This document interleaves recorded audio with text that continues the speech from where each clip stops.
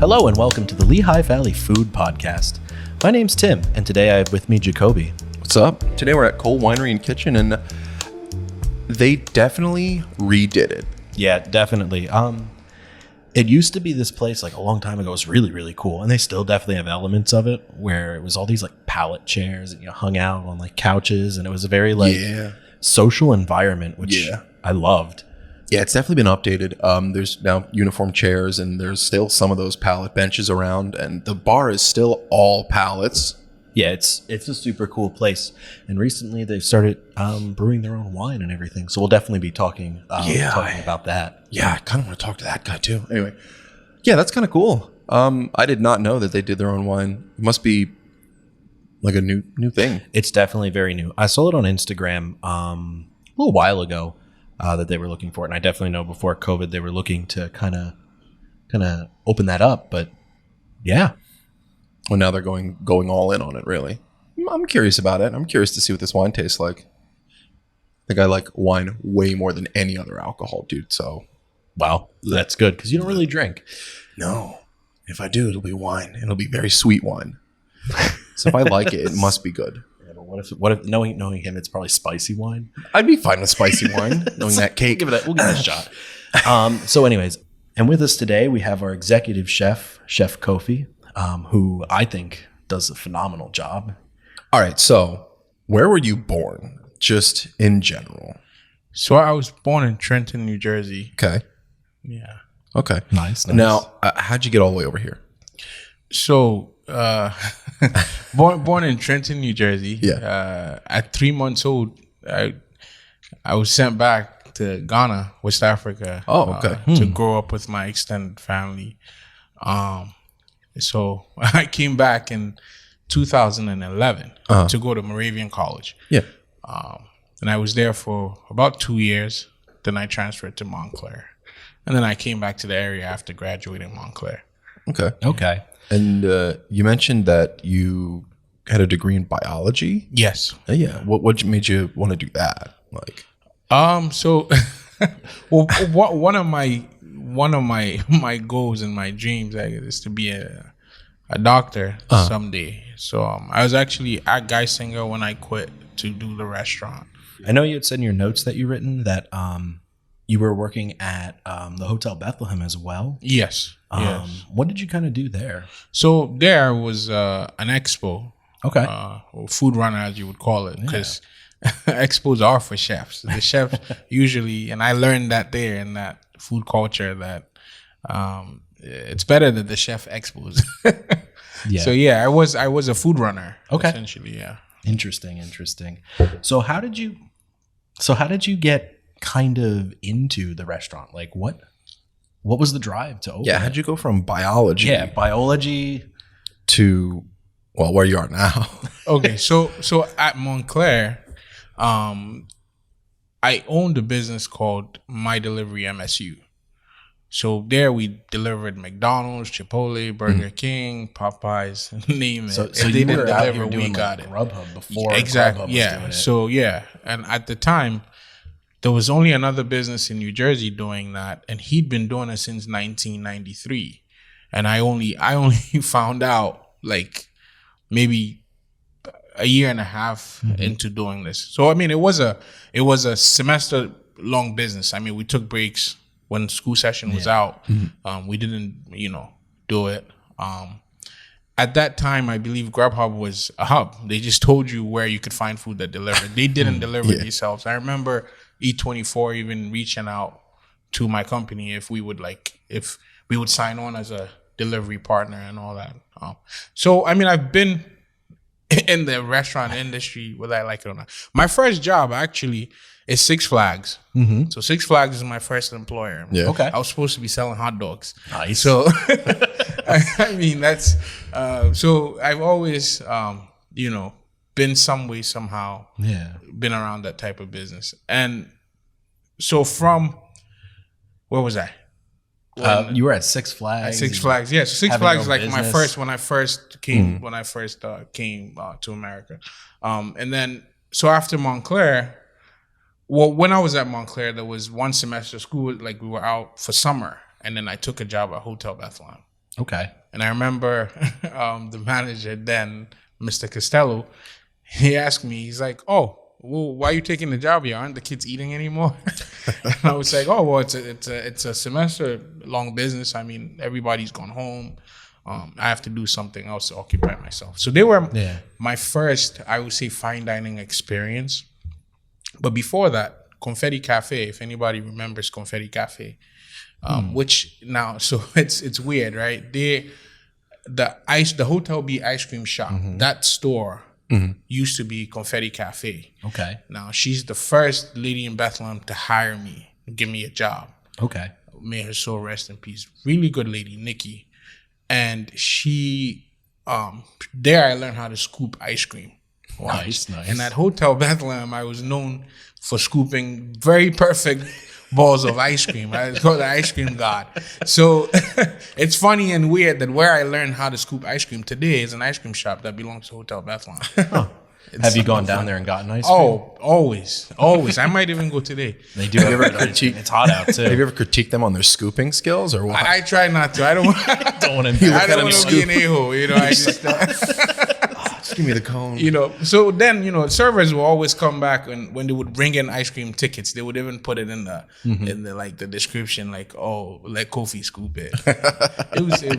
It was fun. So I mean, from that job and then getting the job at Hotel Bethlehem, once I was done with Montclair, I really wanted to go on and study medicine, but I just had this passion for the industry.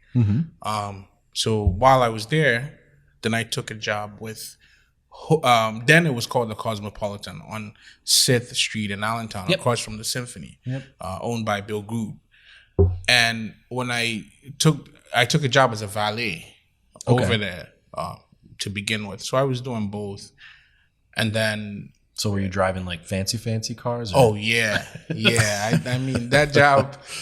Yesterday, Facebook, I saw 7 years. It sent me a picture that I took with the other valet guys. When we were working 7 years ago, and I'm like, wow, time flies. But it was some really nice cars.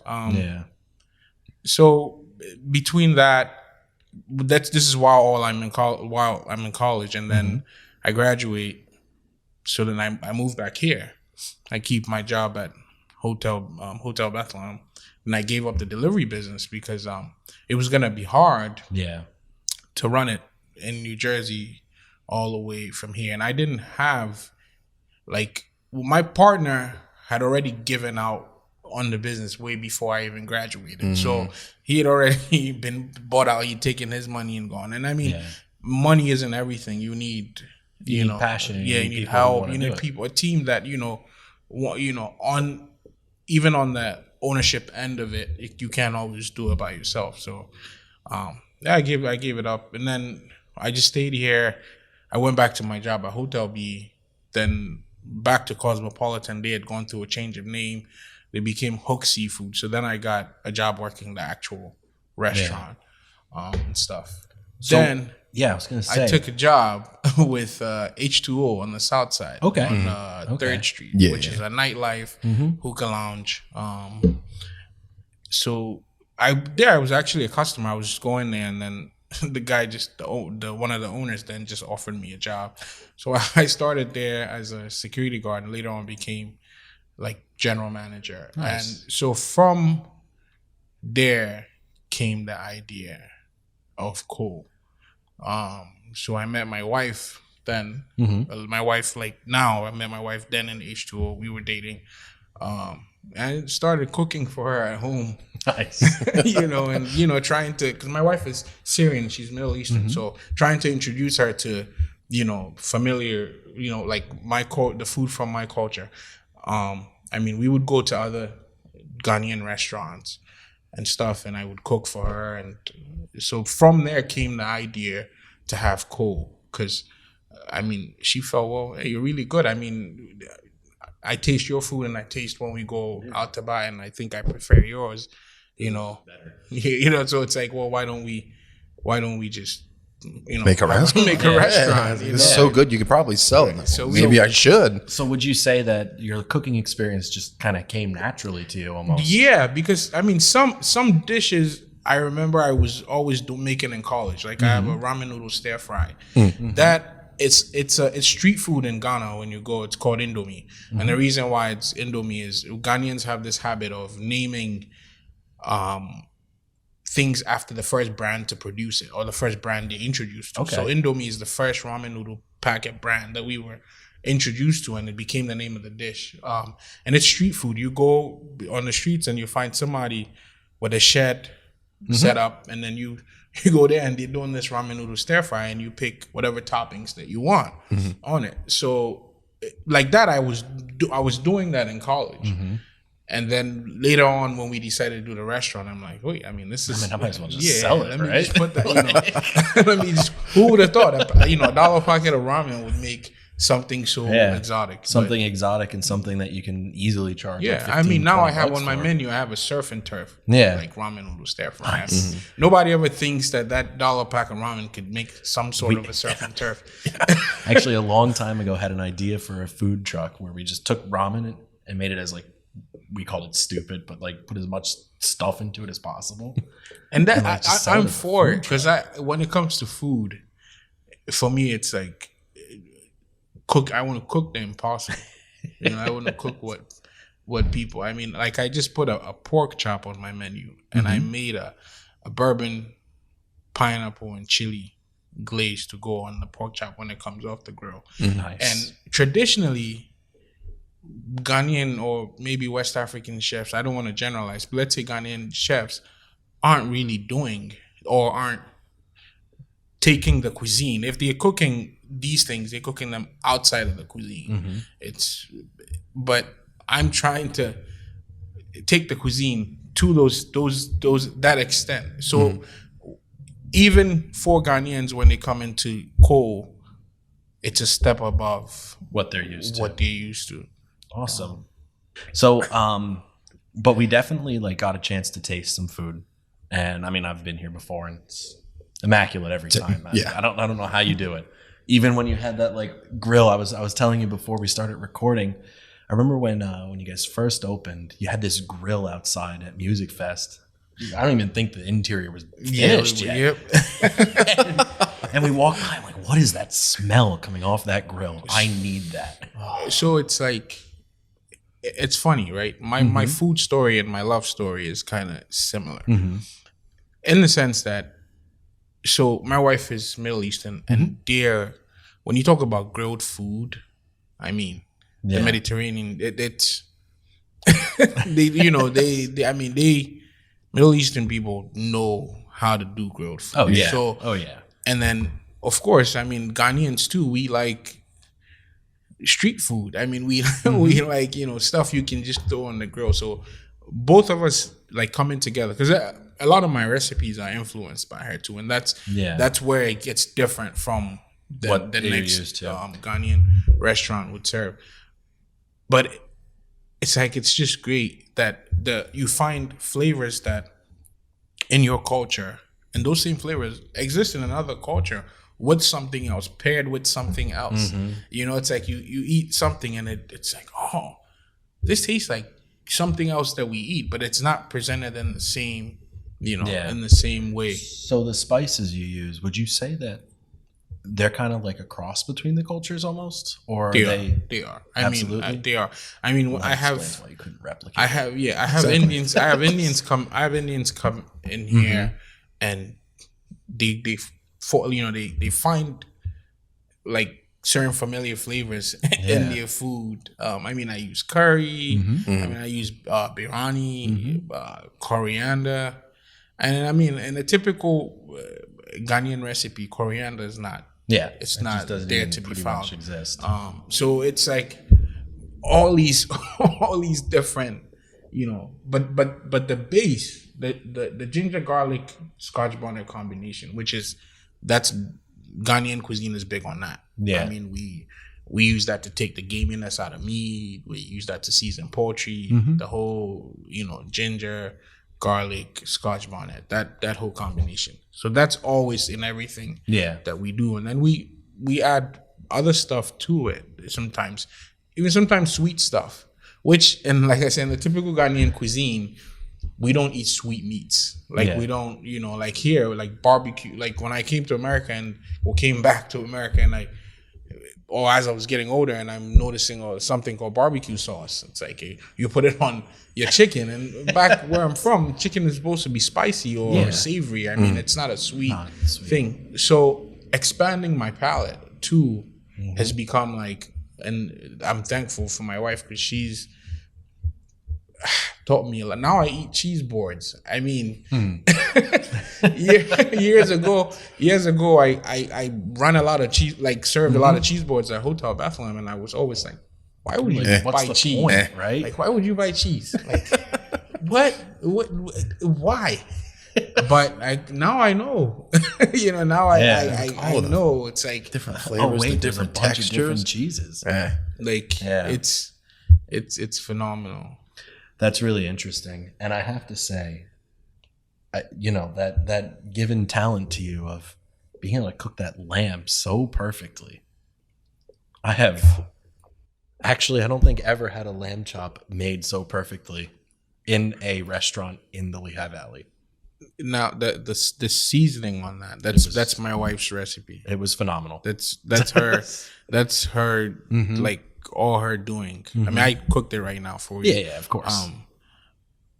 And that's where I always say it's like if we didn't keep our cuisine flexible, where it's you have a Ghanaian restaurant and you have Kofe, which is going to serve you Ghanaian food with a twist, preferably how you like it. Yeah. We never set out to make food and say, oh, that's the myth. African food is spicy. That it's the biggest myth. Yeah. I've ever. You go to Ghana and every single household has their level of tolerance to peppers. There's some households that don't cook with peppers at all because they cannot handle it. Yeah.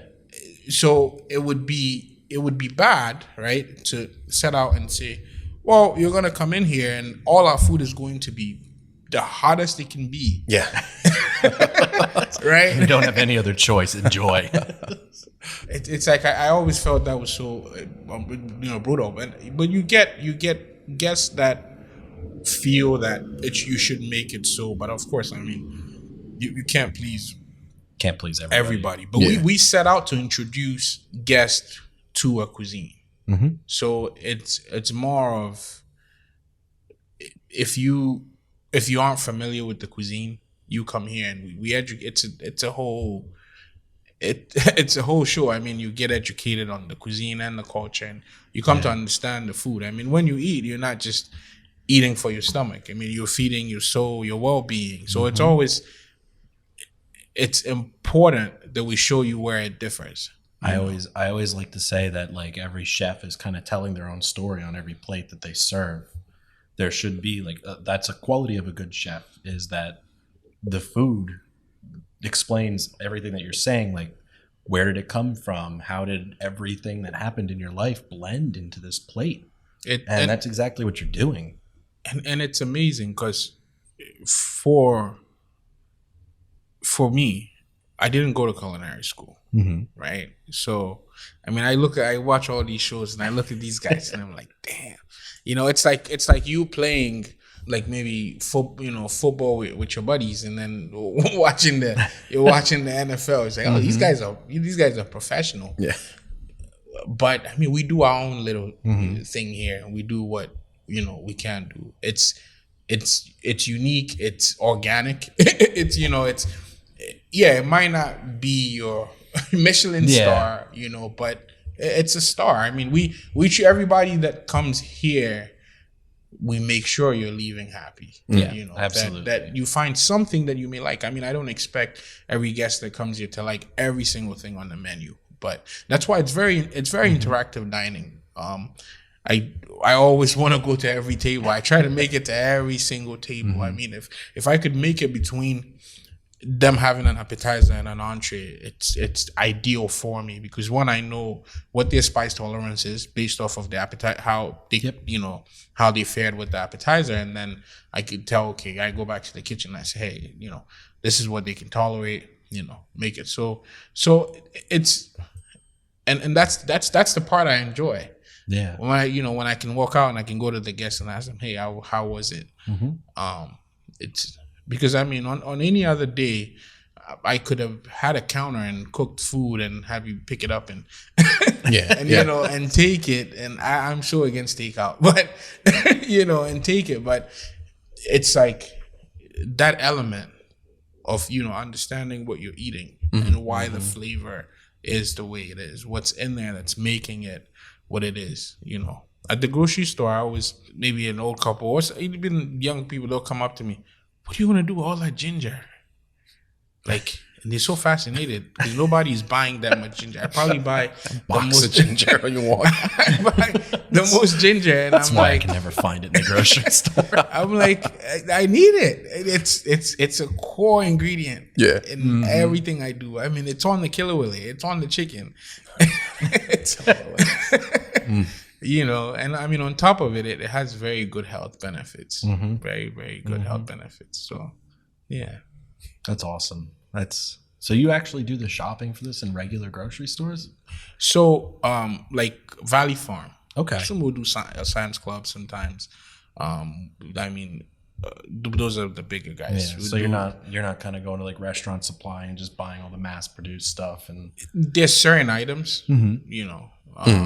I'd love to sit here and sound like a Michelin star chef and say, hey, it's farmed which is great. It's great. That's the goal, right? That one day I'd be able to do that. But not everybody can just do that. It takes time to get to that. Like it's a restaurant, it's also business. We're not trying to go out of business.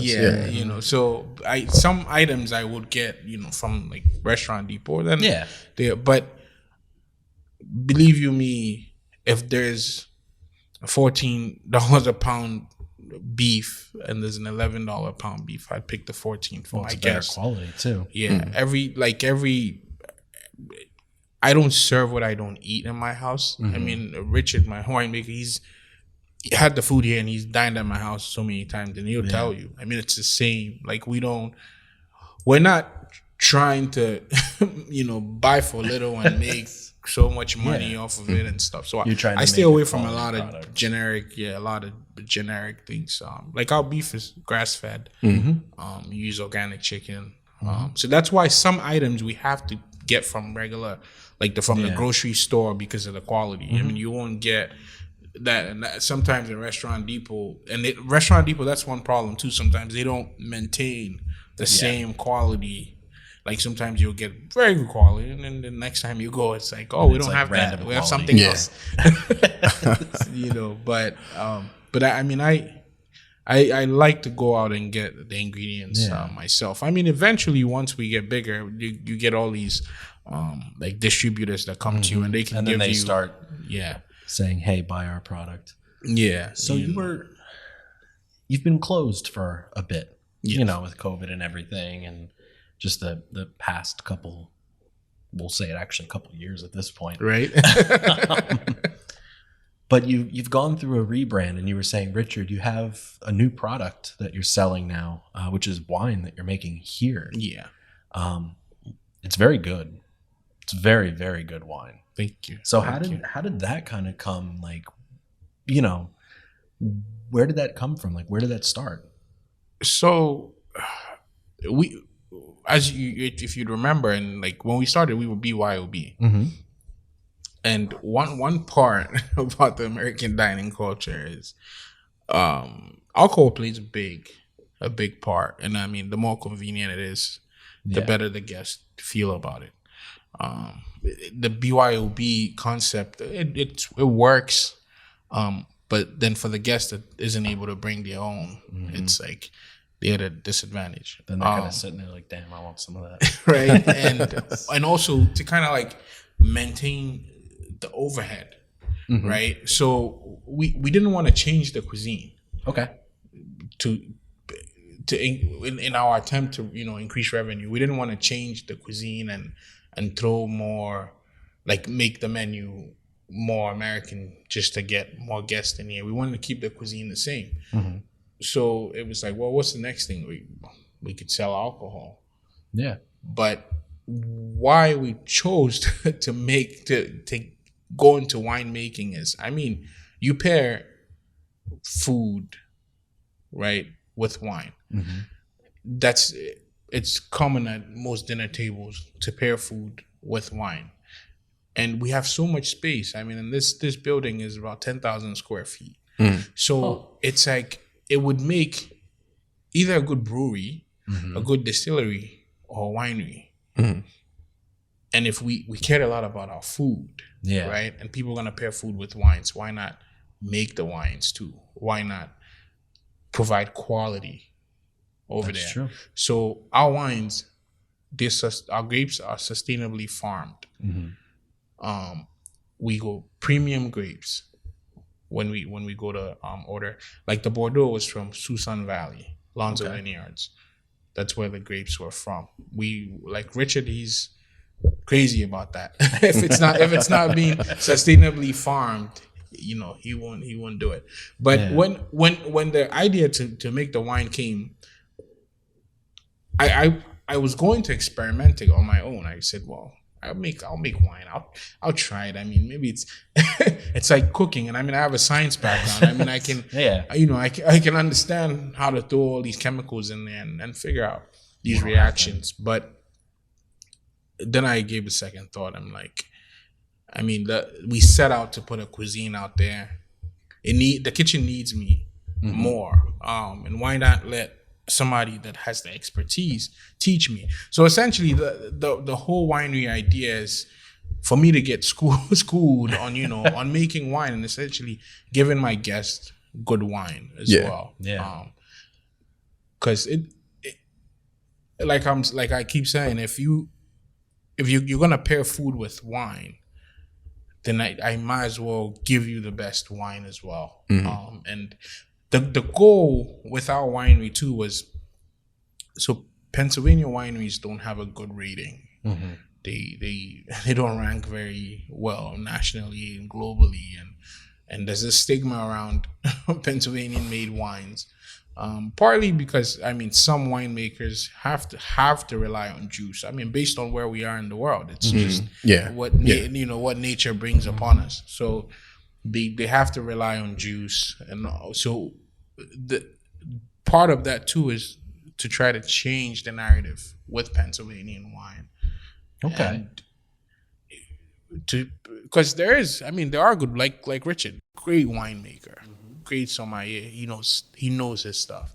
So it's like there's this talent in Pennsylvania, and where is it? Like, you know, it's like, well, why not do that? And the area itself, the Lehigh Valley loves craft. When I say craft, like locally crafted stuff. You know, and slowly you realize the imports are going off the shelf. I mean, people are trying to buy local and stimulate the local economy. So that was it. I mean, if I could go to the wine and spirits and pick up a bottle from Bordeaux and come sell it to you, but what good does that do? You know, our local economy. It's way true. It's also in Pennsylvania. It's weird, and it's not going to be in the episode, but it's way easier to get the license to make it in-house than it is to retail. And it's about 1/10 of the cost. Oh, less than 1/10 of the cost. And the reason is, so Pennsylvania is the world's consumer of alcohol, the world's largest buyer, because any alcohol in Pennsylvania, the state buys and sells it. So the state of Pennsylvania is the world's largest buyer of alcohol, period. So then they realized, well, if in Pennsylvania we're consuming this much stuff, why don't we make it here? And so it's to incentivize you. And then, I mean, the reason why the license costs so cheap is, I mean, the cost of setting up to produce is not massive. It's massive. It's not.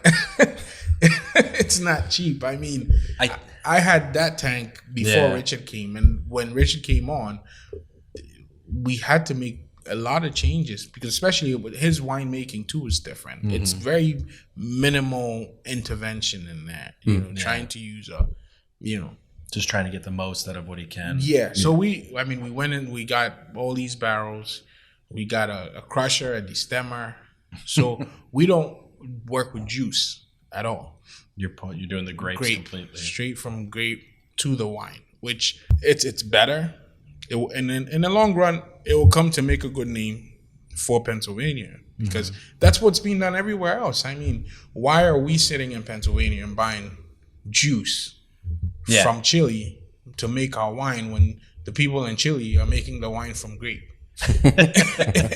How will our product ever compare? Yeah, It's true. You get juice. You cannot the sugars. You don't have no control over the sugars. They come into the winery at whatever sugar that they come in at, and that's why most winemakers on juice are relying on all these additives, and all these sulfites that they have to put in there, and it's making it in-house. I mean, you have complete control over it. Yeah, like you can make sure it tastes exactly like the perfect pair with any food you have. Yeah, and it's like, I mean, you take part in the process. From, I mean, you get a grape list, you go in there, you ask all the questions where, what it was like, what was the weather like, all these things, and it's so much information, right? And now when you go to make that bottle, you're not just handing over a bottle, you're handing over a craft. Something something that when they crack open that bottle, they can talk about it. Yeah. I have this gentleman, he's my friend, Mr. Gary Kessler. He has an office in the courtyard. And I gave him one bottle. I'm in the kitchen on Friday and I get a text from him. And he sends me a picture of him and his friends. They're drinking the wine. And he's like, they don't believe me when I say it's made in Pennsylvania. Huh. And you're like, no, it's made next to my office. Like, I'm like, yeah, I mean, that's that. It's going to be like that. It's going to be like, and don't get me wrong. I mean, they're great PA wine producers. I mean, we're going to be sourcing some grapes from some local vineyards too, that are of course being sustainably farmed. And I mean, we cannot not make a Chambord. That's it's a local. It's the local hero. You have to or Cadawawa. Like you have to make those. And then we make other stuff too, and change the. It's a lot of research going into it. Oh yeah, absolutely. Because my wife and I, we eat out a lot, right? So we're constantly seeing other menus and what's on there, and like that reflects in our choice of grape. We're picking grapes that aren't really out there. They should be, but it's not in the area. It's not, people aren't introduced to it. Like a Viognier. I mean, it's Stony Run Winery, I think, has one, but I mean, outside of that, if anybody has it, it's an import. Yeah. Or it came from some state far, far away. So nice. Well, that's really impressive. I'm happy that you're doing that. It kind of takes that whole thing, even of like the story of the food and everything like that, and it just marries it all together. Yeah. So as we finish up, we have this this game that we like to play with chefs. Oh boy! And what it is basically I just go to the grocery store and I find some random weird canned food. Okay. And you're gonna tell us how you'd make a 5-star dish out of it. Okay. Nice. I try to keep it somewhat similar. So I'll tell the listeners what I have here. It's sardines in hot tomato sauce made by Iberia. Oh my God. You took me to the candy store right now. There's so much you can do with this. So much. So we have a dish, right, called Armah, which translates into English oil rice. That's the step of rice before it becomes a fried rice. Okay. At the Chinese restaurant or in the Asian restaurant, right? It's when you cook the rice, but in a little bit of oil. Now, the best way is usually we'll caramelize the onions and then kind of stir fry the raw rice for a little bit to gain so much aroma, and then we add on the water that we need for the rice to cook, right? And then we cook the rice. Then you go on the side. Now that's where the sardines are gonna play a big role. You're gonna take tomatoes, onions, a little bit of ginger if you have, a little bit of garlic, and the Scotch bonnet. You can use a chili. I would say use a chili pepper. Okay. But I mean, either ways, even if you went Scotch bonnet, because of the sardines, the tomato sauce at the end will calm down the spice from the Scotch bonnet a little bit for you. And so you take the tomato, the onion, the pepper, whatever pepper. You can even go with the jalapeno if you like jalapeno instead. And you blend it to make kind of a salsa. Okay. So you put it in the blender and you just hit pause. And don't blend it because you don't want it to be. You want it to still have some texture to it. And then you open up this can and you pour it on there. And then you fry yourself an omelet. And there goes the dish. That's the Anwamo dish. Nice. Now, another way that you can have this. So this the like sardines or mackerel and tomato sauce is a very big component of Ghanaian cuisine. Interesting. I have a dish on my menu, ampesi, which is made in palm oil. Okay. So an oil from the palm tree.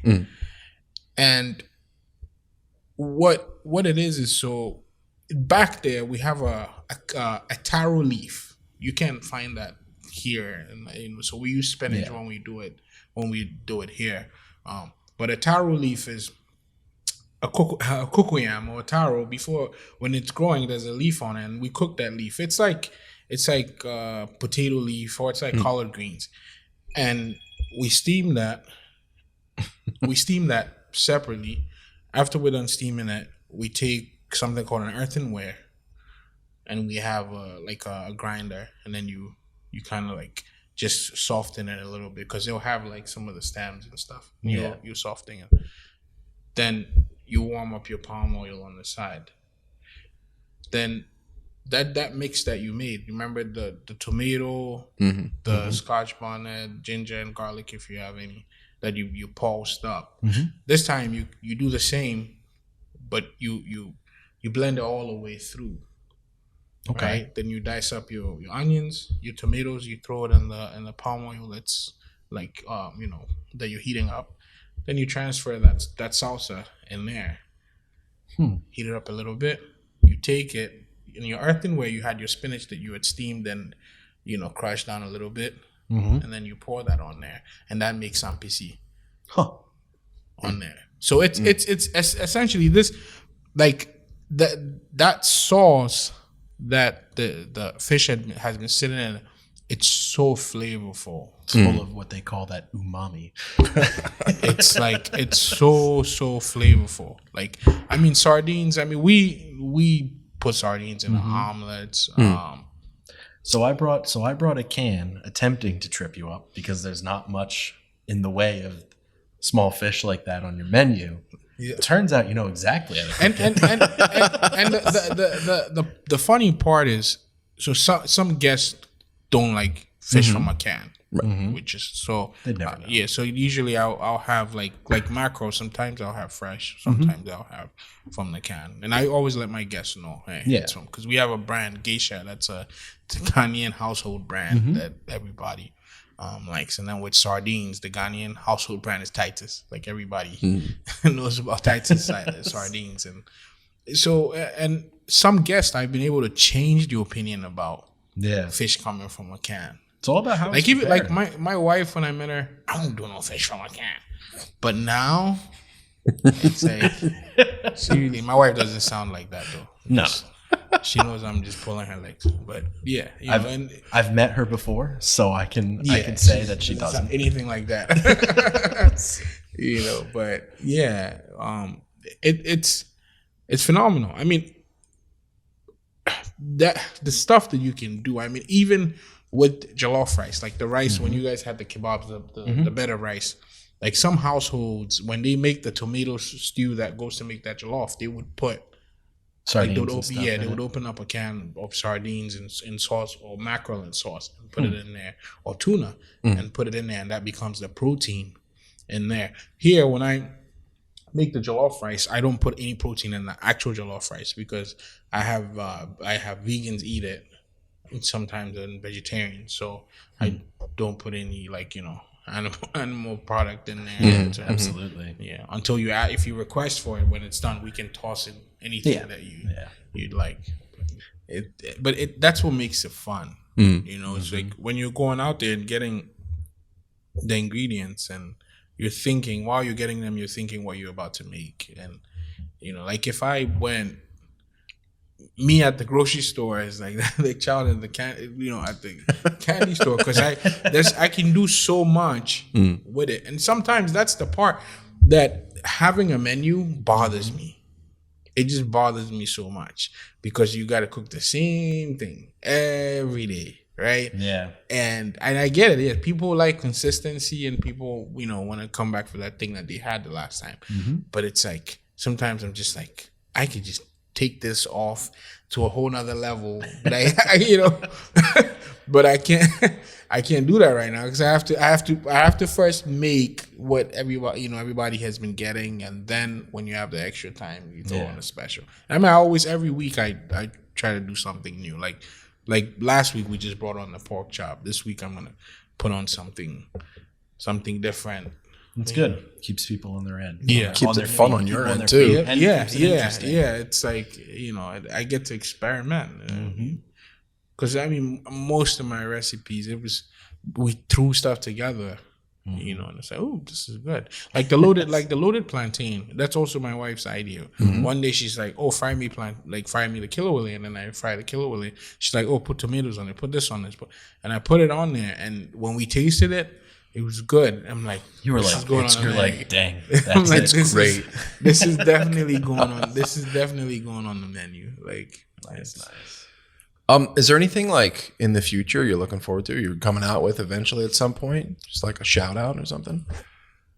A lot. What do you got coming? A lot. I mean, we have our orange wine coming, the Viognier. We have our Zinfandel coming, our Cab Sauv, our Syrah, our Pinotage. We're working on a lot of great stuff. I mean, food wise, we're bringing back our Wagyu beef spring rolls, chicken spring rolls. We're working on more appetizers, as well. And then, so we have a speakeasy in the basement. Oh, which is we're done. We're done with the construction. Nice. Really? Yeah, we're waiting on PP&L to connect our the power back down there. It's just the meters have been off for so long, so they have to come out and make sure that it's still safe to. When can we expect use that? So, depending on the labor market, when the labor market crisis is solved, because we're very short staffed. We're currently looking for a mixologist, if you know any in the area, who are looking for work. We're looking for somebody. We're looking for a bar manager. We're looking for somebody to take charge of the whole beverage aspect of what we're doing. I can definitely keep on the lookout for that. Thank you. So we're hoping that no later than December. Awesome. Because December we turn 3. 3 years being open to the public. We're already 3 years, because we did Music Fest in 2018, so we're already 3 years. But we'll be 3 years open to the public, opening our doors to the public, December 5th. So we're looking forward to doing our 30th anniversary and grand reopening, because we never had a grand opening. We just kind of open our doors and just people kind of came. The grand late opening. Yeah, so we have to do something to remind people that we do exist, and we're here, right here at 81 West Broad. That building that looks abandoned, it's not abandoned. There's really good food in there.